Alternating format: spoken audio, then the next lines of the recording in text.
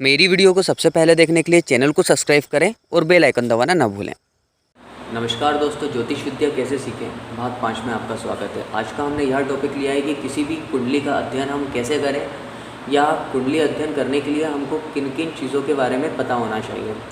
तो सबसे पहले हमें यह पता होना चाहिए कि कौन सी राशि का मालिक कौन सा देवता होता है। इसके बाद हमें यह पता होना चाहिए कि कौन सा ग्रह कौन सी राशि में बैठने से उच्च के अच्छे परिणाम देगा, कौन सी राशि में बैठने से नीच के बुरे परिणाम देगा, कौन से ग्रह का मित्र ग्रह कौन सा है, कौन से ग्रह का शत्रु ग्रह कौन सा है। इसके बाद हमें दृष्टियों के बारे में पता होना चाहिए।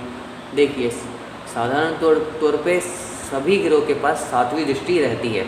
सभी ग्रहों के पास देवगुरु बृहस्पति के पास 7 के अलावा 2 दृष्टियाँ एक्स्ट्रा है, आपकी 5वीं और 9वीं। केतुदेव के पास 7वीं के अलावा 2 दृष्टियाँ एक्स्ट्रा हैं, जो कि है 5वीं और 9वीं। और राहु देव के पास भी 5वीं और 9वीं 2 दृष्टियाँ एक्स्ट्रा है। इसके बाद शनि देव के पास 7वीं दृष्टि तो है ही, 7वीं के साथ 3री और 10वीं 2 दृष्टियाँ एक्स्ट्रा है। इसके बाद मंगल देव के पास भी 7वीं तो है ही, 7वीं के अलावा 4थी और 8वीं 2 दृष्टियाँ एक्स्ट्रा है। आज हमने मेष लग्न की कुंडली ली है। देखिए, आपकी कुंडली में यहाँ पे यदि 1 लिखा हुआ है, यानी कि आपकी मेष लग्न की कुंडली हो गई, जिसके मालिक हो गए मंगल देव। तो हमें सबसे पहले ये पता चल गया कि ये इस पूरी कुंडली के होलसेल जो मालिक हो गए वो हो गए मंगल देव। इसके बाद यहाँ पे दूसरे नंबर पे सबसे पहले यहाँ पे प्लेस्ड है केतुदेव। केतुदेव कहाँ प्लेस्ड है? 2 नंबर की राशि में प्लेस्ड है, जो कि शुक्र देव की होती है, वृश्चिक लग्न की को वृश्चिक राशि। तो वृश्चिक राशि में सबसे पहले हम ये देख लेंगे। देखिए, इनके ये मित्र हैं, शत्रु तो नहीं है। पहला जो पॉइंट था वो हमने देख लिया। सेकंड पॉइंट हम देखेंगे, ये कहीं नीच के तो नहीं हो रहा है। तो केतुदेव को हम यहाँ पे देखेंगे तो देखिए 2 नंबर की राशि में केतुदेव आपके नीच के हो रहे हैं, यानी केतुदेव इस जन्म कुंडली में नेगेटिव परिणाम देने वाले ग्रह हो गए। तो यानी केतुदेव इस जन्म कुंडली में हो गए मारक ग्रह, बुरे परिणाम देने वाले ग्रह। अब केतुदेव की देखिए, कोई भी ग्रह आपके जीवन पे रिजल्ट या असर कब डालेगा? जब भी उसकी दशा चलेगी, या जब भी उसकी अंतरदशा चलेगी, या जब भी उसकी प्रत्यांतर दशा चलेगी, उस सिचुएशन में। तो केतुदेव की जब भी दशा चलेगी तो वो इस घर से रिलेटेड बुरे रिजल्ट देंगे हमको।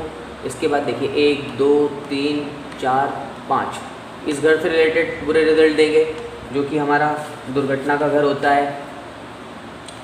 6 7 इस घर से रिलेटेड बुरे रिजल्ट देंगे। 8 9 इस घर से रिलेटेड बुरे रिजल्ट देंगे, क्योंकि इनके पास 5 7 9 3 दृष्टियाँ हैं। साथ में जिस घर पे ये बैठे हुए हैं उस घर से रिलेटेड हमको बुरे रिजल्ट तो ये देंगे ही देंगे। इसके बाद आपके शुक्रदेव बैठे हैं 3रे नंबर की राशि में, यानी कि मिथुन राशि में, जो कि बुधदेव की है। बुधदेव के अति मित्र हैं ये। इसके बाद हमें देखना है ये नीच के या उच्च के तो नहीं हो रहे हैं, तो शुक्रदेव नीच के और उच्च के भी नहीं हो रहे हैं। इसके बाद हमें देखना है कि ये इनको कौन कौन से हाउसेस मिले हुए हैं। तो इनको एक 2nd हाउस मिला हुआ है और एक ये 7th हाउस मिला हुआ है। दोनों ही हाउसेस अच्छे मिले हुए हैं इनको। परंतु यदि एक और यहाँ पे थ्योरी एप्लीकेबल होती है कि द्वितीय भाव का मालिक 2nd हाउस का लॉर्ड और 7th भाव का मालिक 7th हाउस का लॉर्ड यदि लग्नेश का शत्रु हो तो वो सदैव बुरे परिणाम देगा, वह कुंडली में मारक हो जाएगा। तो शुक्रदेव हो गए यहाँ पे मारक, नेगेटिव रिजल्ट देने वाले। अब शुक्रदेव की जब भी दशा या अंतरदशा चलेगी, वहाँ हमें इस हाउस से रिलेटेड रिजल्ट देंगे, यानी कि हमारे छोटे भाई बहन से हमारा झगड़ा हो सकता है, उस टाइम में अनबन हो सकती है। कोई भी कार्य करने जाएंगे तो उसमें बहुत ज़्यादा मेहनत करनी पड़ेगी हमको। मेहनत बहुत करेंगे, रिजल्ट बहुत कम मिलेंगे। साथ में ये दृष्टि संबंध यहाँ पे दृष्टि डालेंगे ये आपके 9th हाउस में। 9th हाउस आपका जो कि होता है भाग्योदय का, पिता का स्थान, पिता से अनबन कराएंगे। इसके बाद आपकी किस्मत साथ नहीं देगी, आपका लक साथ नहीं देगा उस टाइम में। इसके बाद नेक्स्ट हो गए आपके बुधदेव। बुधदेव आपके बैठे हैं खुद की ही राशि में बैठे हुए हैं। उसके बाद साथ ही बुधदेव को घर जो मिला हुआ है, एक याला घर मिला हुआ है, आपका 6वां घर जो कि बुरा माना जाता है। एक आपका 3rd हाउस मिला हुआ है, जो कि एक्स्ट्रा मेहनत का माना जाता है। ठीक है, तो इनको 2 बुरे घर मिलने के कारण बुधदेव भी यहाँ पे हो गए हमारे मारक ग्रह। ये हमें नेगेटिव रिजल्ट देंगे इनकी दशा व अंतरदशा में।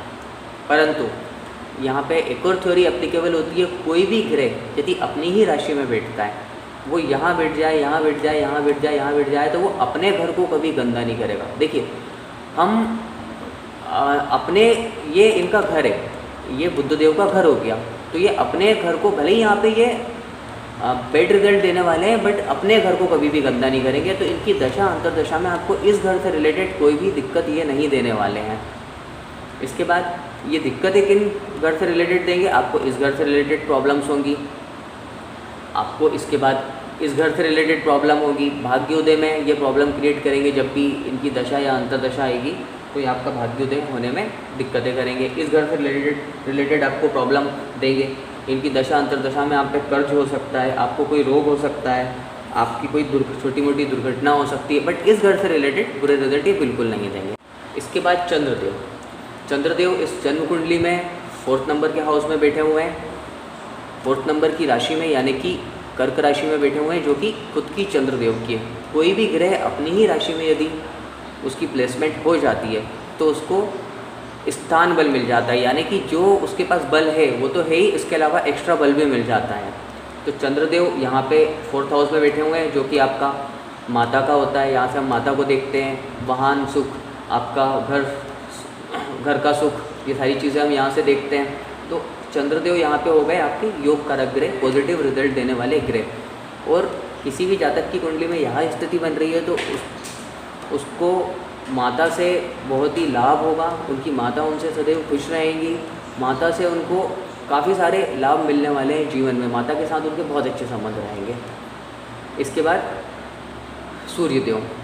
सूर्यदेव के साथ भी सेम कंडीशन बन रही है। सूर्यदेव 5वें नंबर के स्थान पे, जो कि हमारा लव अफेयर, स्टडी, संतान से रिलेटेड घर है, और अपने ही घर में, अपनी ही राशि में ये बैठे हुए हैं, तो इनको भी स्थान बल यहाँ पे मिल गया, और सूर्यदेव हो गए यहाँ पे इस कुंडली में योग कारक ग्रह। ऐसे किसी की जातक की कुंडली में यह स्थिति बन रही है तो उसका जो भाग्य उदय होगा वो उसकी पहली संतान होने के बाद होगा। संतान से उनको काफ़ी लाभ भी होगा, उनकी संतान भी बहुत अच्छी होगी, उनकी स्टडी भी काफ़ी अच्छी रहेगी, स्टडी में भी बेनिफिट रहेगा। इसके बाद यहाँ पे राहुदेव। राहुदेव आपके बैठे हुए हैं 8th नंबर की राशि में, यानी कि वृश्चिक राशि में बैठे हुए हैं। तो सबसे पहले हम देखेंगे कि ये मित्र राशि में बैठे हैं कि शत्रु राशि में, तो ये देखिए बैठे हुए हैं शत्रु राशि में। इसके बाद राहुदेव कहीं नीच के नहीं हो रहे हैं, तो राहुदेव यहाँ पे वृश्चिक लग्न की कुंडली में आपके नीच के भी हो रहे हैं, यानी कि राहुदेव की जब भी दशा या अंतरदशा चलेगी ये आपको इस घर से रिलेटेड बुरे रिजल्ट देंगे। इसके बाद आपको इस घर से रिलेटेड बुरे रिजल्ट देंगे, उसके बाद 1 2 3 4 5 लग्न से रिलेटेड बुरे रिजल्ट देंगे, उसके बाद इस घर से रिलेटेड बुरे रिजल्ट देंगे, उसके बाद इस घर से रिलेटेड बुरे रिजल्ट देंगे, क्योंकि राहुदेव के पास 5वीं 7वीं और 9वीं दृष्टि होती है। इसके बाद आपके मंगलदेव स्वयं लग्नेश है, साथ में इनको एक बुरा घर भी मिला हुआ है आपका, जो कि 8वां घर है, जो कि हमारा मृत्यु का स्थान होता है। इसके बाद मंगलदेव बैठे हुए हैं 10th नंबर की राशि में, तो हमको ये देखना है कि ये मित्र राशि में बैठे हुए हैं कि शत्रु राशि में। तो मंगलदेव यहाँ पे बैठे हुए हैं आपकी शत्रु राशि में, जो क्योंकि 10वें नंबर की राशि हो गई आपकी मकर राशि शनिदेव की, तो यहाँ पे हमको एक माइनस पॉइंट मिल गया। अब हम देखेंगे कि ये उच्च के या नीच के तो नहीं हो रहे हैं। तो देखिए मंगलदेव 10वें नंबर की राशि में मकर राशि में सदैव उच्च के परिणाम देते हैं। यदि कोई भी ग्रह किसी भी राशि में यदि उच्च का या नीच का हो गया तो वो वचनबद्ध हो गया कि उसको वैसे ही परिणाम देने पड़ेंगे, वो ना चाहे तो भी उसको वैसे ही परिणाम देने पड़ेंगे। तो यहाँ पे मंगलदेव आपके हो गए अति योग कारक ग्रह। जब भी इनकी दशा अंतरदशा चलेगी वो बहुत ही अच्छे रिजल्ट देने वाले हैं। साथ ही ऐसे जातक का जो शरीर है उसको शारीरिक रूप से कोई भी बहुत ज़्यादा दिक्कत नहीं होगी, शारीरिक रूप से वो बहुत ही ज़्यादा मजबूत होगा। इसके बाद आपके देवगुरु बृहस्पति। अब देवगुरु बृहस्पति बैठे हुए हैं आपके 10वें नंबर की राशि में, यानी मकर राशि में, जो कि शनिदेव की होती है। यानी कि ये पहली चीज़ तो शत्रु ग्रह की राशि है। इनको हाउसेस कौन कौन से मिले हुए हैं? एक इनको मिला हुआ है ये वाला, एक इनका भाग्योदय का घर मिला हुआ है, एक ये वाला मिला हुआ है 12th नंबर का हाउस, जो कि बुरा माना जाता है। और साथ में ये बैठे हुए हैं अपने शत्रु की राशि में। अब ये उच्च के या नीच के तो नहीं हो रहा है। तो देव गुरु बृहस्पति आपके 10वें नंबर की राशि यानी मकर राशि में सदैव नीच के परिणाम देते हैं। तो देव गुरु बृहस्पति होगा यहाँ पे अति मारक ग्रह। किसी भी जातक की कुंडली में ऐसी यदि स्थिति बन रही है तो उसको पंचमुखी रुद्राक्ष अवश्य ही धारण करना चाहिए, नहीं तो उसको लाइफ में काफ़ी सारी प्रॉब्लम्स होती हैं। क्योंकि देवगुरु बृहस्पति के पास काफ़ी सारे डिपार्टमेंट्स हैं। गुरु मतलब ज्ञान, ज्ञान से इनका संबंध है सीधा सीधा। तो इनको डिपार्टमेंट काफ़ी सारे मिले हुए हैं, इसलिए ऐसे जातक को पंचमुखी रुद्राक्ष अवश्य ही धारण करना चाहिए यदि गुरु उनका बिगड़ा हुआ है तो। क्योंकि जब भी गुरु की दशा या अंतर्दशा चलेगी वो आपको इस घर से बुरे रिजल्ट देंगे, यानी भाग्य उदय होने में आपकी समस्या उत्पन्न करेंगे। उसके बाद इस घर से रिलेटेड बुरे आपको रिजल्ट देंगे, यानी कि याला घर होता है आपकी जेल की यात्रा, आपके कर्ज का घर याला होता है, आपका व्यापार में कोई भी घाटा होता है तो उससे संबंधित घर ये होता है। तो इस घर से रिलेटेड आपको बुरे रिजल्ट देंगे, ये सारी चीज़ों कराने में बढ़ोतरी करेंगे।